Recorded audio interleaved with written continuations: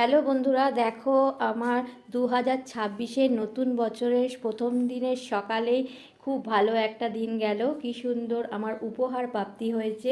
প্রথমের বছরের শুরুটাই যদি প্রাপ্তি দিয়ে শুরু হয় তো ভালোই লাগে।